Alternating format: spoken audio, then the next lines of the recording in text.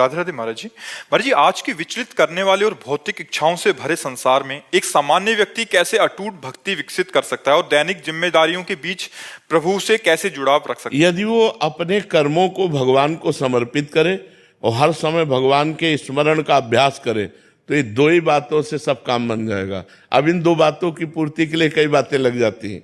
हर समय भगवान का स्मरण उसी का होगा जिसका पवित्र आहार होगा। व्यवहार हर कर्म भगवान को वही समर्पित कर सकता है जिसका पवित्र आचरण होगा। आचरण पवित्र नहीं तो पाप कर्म भगवान को समर्पित नहीं किए जाते।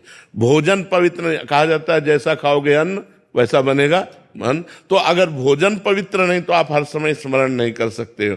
भोजन पवित्र करने के लिए धर्म की कमाई होनी चाहिए।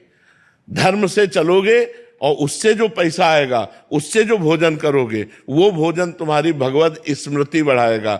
अधर्म करोगे, घूसखोरी करोगे, बेईमानी करोगे, उससे जो पैसा आएगा वो तुम्हारा लोभ बढ़ाएगा, तुम्हारे अंदर पाप बुद्धि बढ़ाएगा। तो हमें चाहिए पवित्र भोजन के द्वारा भगवत स्मृति बढ़ावें और पवित्र आचरण के द्वारा भगवान को कर्म समर्पित करें। इसी से भगवत प्राप्ति हो जाएगी। संसार में कर्म ही करना पड़ता है तो पवित्र कर्म करें, पाप कर्म ना करें।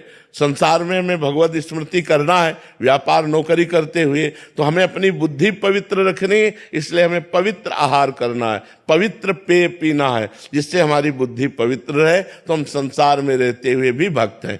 असलियत भक्ति का स्वरूप हृदय की स्थिति है।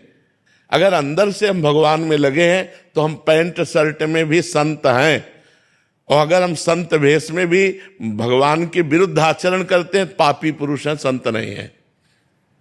संत एक स्थिति होती है, संत एक अंदर की सद्गुण होते हैं। अगर वो नहीं तो बाहरी वेश तो फिर दंभ हो गया, ढकोसला हो गया, पाखंड हो गया।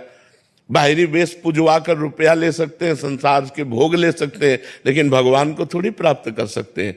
तो हमारा अगर आंतरिक भाव हर कर्म भगवान को समर्पित करना और भगवत स्मरण करना, तो हम आधुनिक संसार के आधुनिक कार्य करते हुए भी भगवान को प्राप्त हो जाएंगे।